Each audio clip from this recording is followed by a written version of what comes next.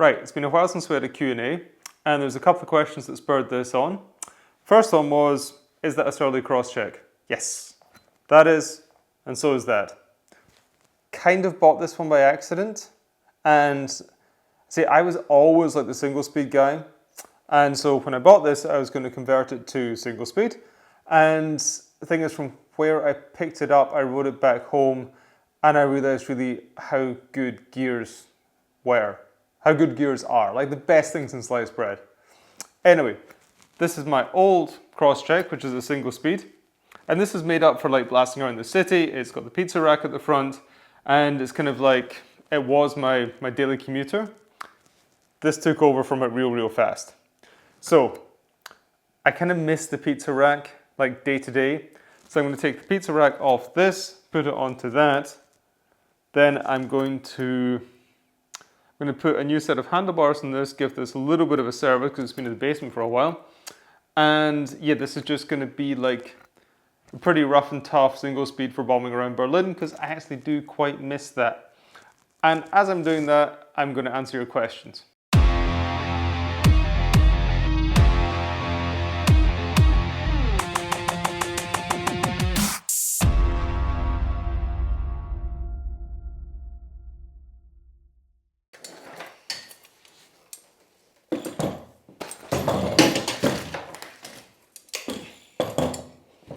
Good start.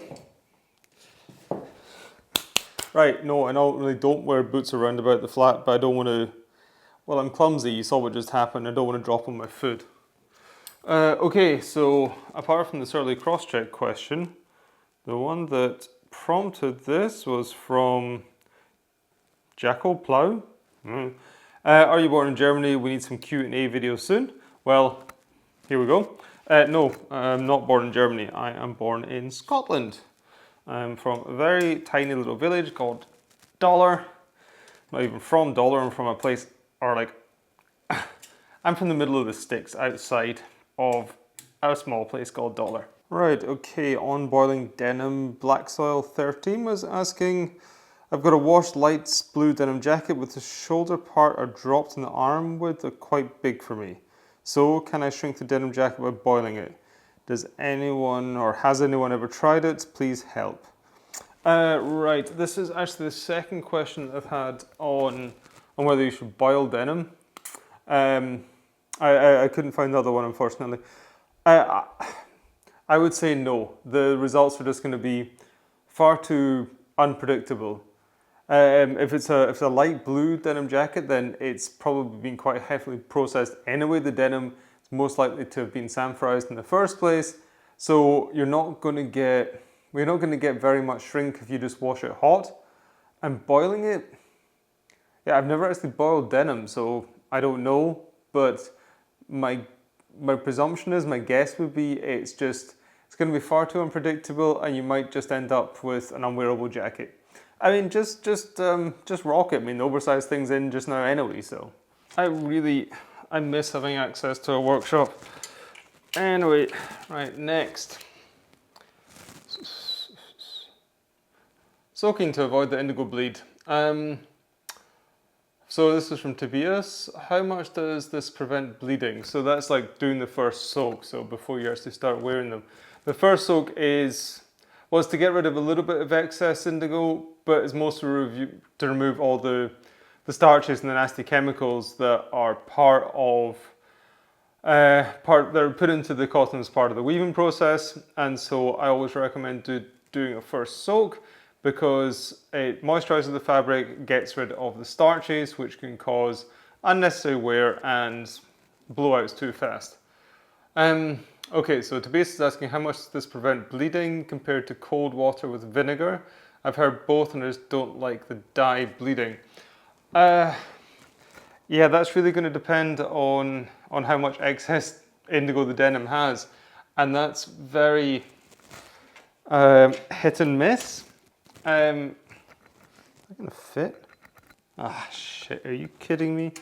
Fuck. Right, anyway.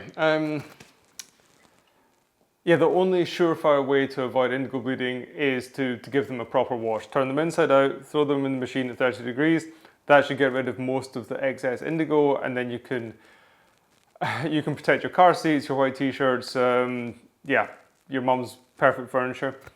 Other than that, like the vinegar stuff, I've never actually, have I tested out? No, I don't think I really tested it out. I think on Denim Hunters, it says that this works. Thomas has looked into that. But yeah, from my point of view, I've never tried it because I hate the smell of vinegar. Yeah, the only way to prevent bleeding properly, give them a wash. Which is not going to do any damage to the jeans, not at all. Right, the pizza rack plan is a bit of a bust at the moment. You see, the problem is I've got these amazing security skewers. And like really, these are from Pitlock, and I can super recommend them. Especially if you've got nice wheels. Yeah, but the security skewers aren't long enough to accommodate having the rack mounted here. And then the other mounts, and I don't know why Surly does this, this is super annoying. I don't know if they do it just so you're forced to buy their crazy expensive racks. But anyway, this is too high up. And also I think I'd wreck my forks if I put it in there. And this is too set back. So what I'm going to have to do is I'll get some spacers so I can bring this out past the edge of here, and then I can attach that. But I guess the Baumarts are closed by now, the hardware stores, so I can't do that today. Okay, so this is coming off. But a question answered first. The fingerprint scanner still works when my finger's all dirty. Indigo books. I'm going to answer that when my hands aren't so mucky. On layering with a white t-shirt, this goes well with the indigo bleeding. I'm just curious, why would you wear a white t-shirt with a raw denim jacket? I thought it would bleed indigo on the white shirt. I've actually never had that happen. It happened to a friend of mine where they got very blue armpits though, so it does happen. I just think like a white t-shirt with a pair of blue jeans is such a classic look, and white t-shirt with a denim jacket is also a classic look. If you're really worried, like I said, you could give the jacket a wash, just make sure you turn it inside out, and then it won't bleed. And because I lose absolutely everything, duct tape. Make a nice little bag for the stuff. Tape it on there yeah, so that's not going to go missing till the next time I get round to this. Okay, so no fancy pannier for you this evening, so you get to go out on the balcony. Okay, so the plan for this one is to, well, definitely put the wheels on. After that, I'm going to switch out the handlebars. I've got these mountain bike handlebars here. The fuck? Is it just me, or is that a bit much? Is that going to get covered up? Yes, thank God. Right, tactic, just a little bit of customer feedback here. That symbol's not appropriate. That symbol's not appropriate, especially in Germany. And those two symbols together is really fucking weird. So yeah, I've had these handlebars for years and I never noticed that before. Anyway, right. Next question. True religion jeans. That's a blast from the past. This is from Aaron. Any experience with a pair of older made in the US True Religion jeans? Just curious. No, not at all. I think by the time the True Religion made its way across the pond to the UK, went through London, came very slowly up to the Harvey Nichols that we had in Edinburgh. I'm guessing the brand had been bought over by the big money men, and all the cool had just been milked out of it. They sucked even when they were expensive in Harvey Nichols, and nowadays they're okay. I'm not giving anybody a hard time, but they're kind of ridiculous with that ridiculously big stitching and the omega on the back. Yeah, I'd love to know actually what they were back in the day, how the brand got started. As I said, they just marketed the entire cool out of it.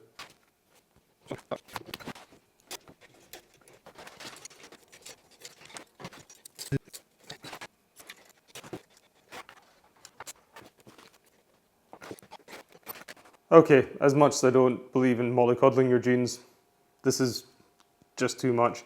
And greasing cameras don't mix either, so back in a second. Okay, how's the alignment?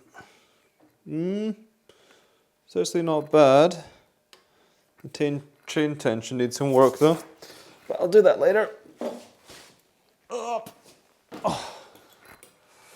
Right, so the plan now is I'm going to swap out these city bars with this thing and hopefully cover up the logo at the same time.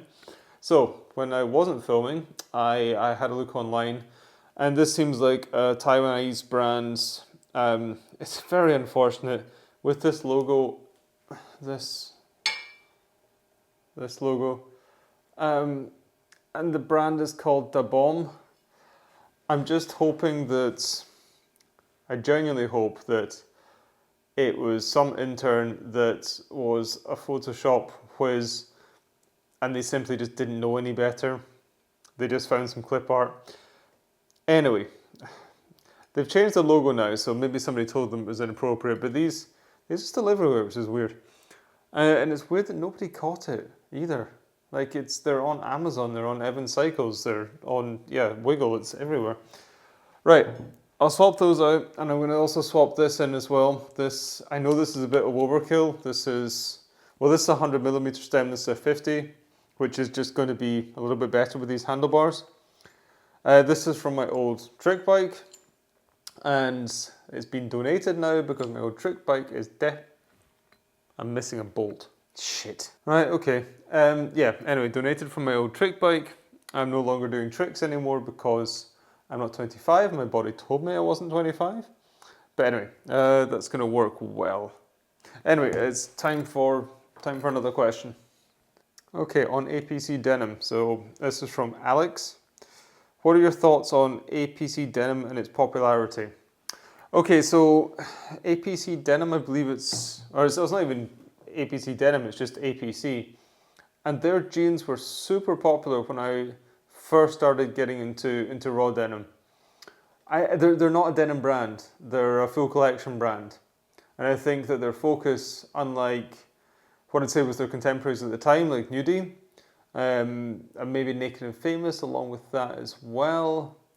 Yeah, their focus was never on denim. They just were riding that wave when the whole sort of raw denim thing was like at its peak.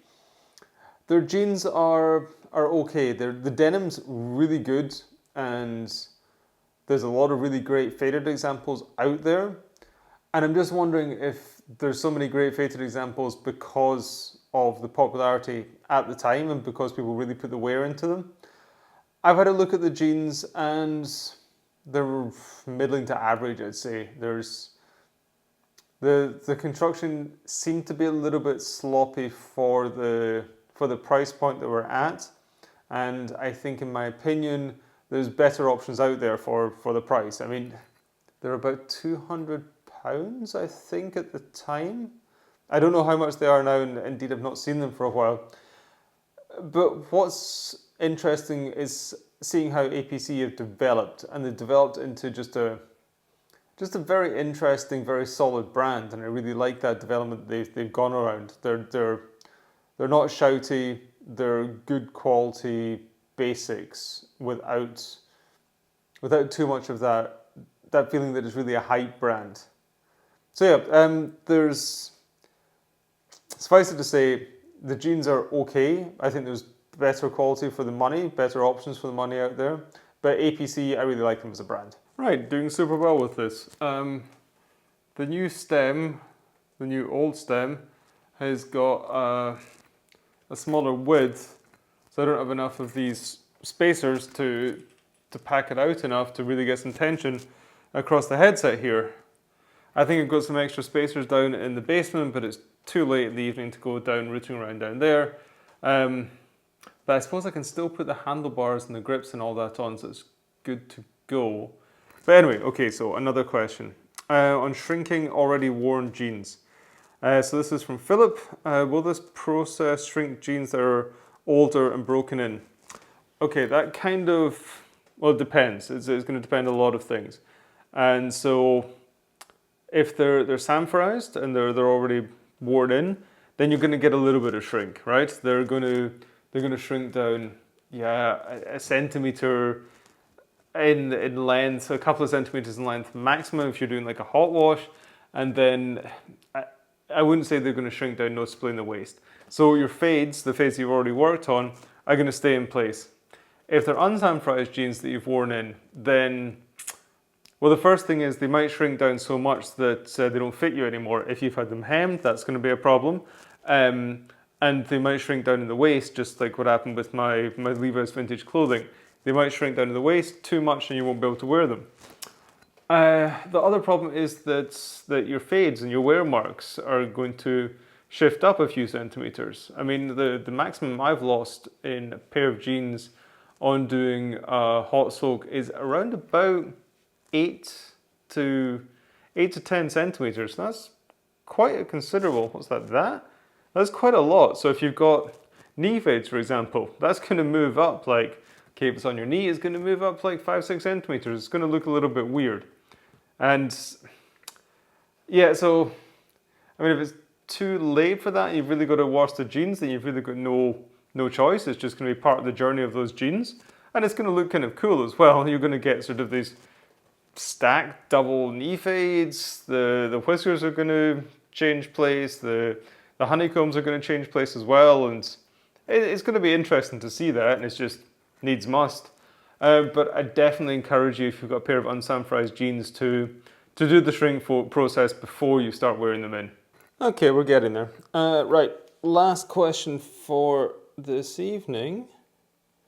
Right, the most asked question I think I get overall is where the Wabash shirt comes from that I'm wearing in many of the vlogs.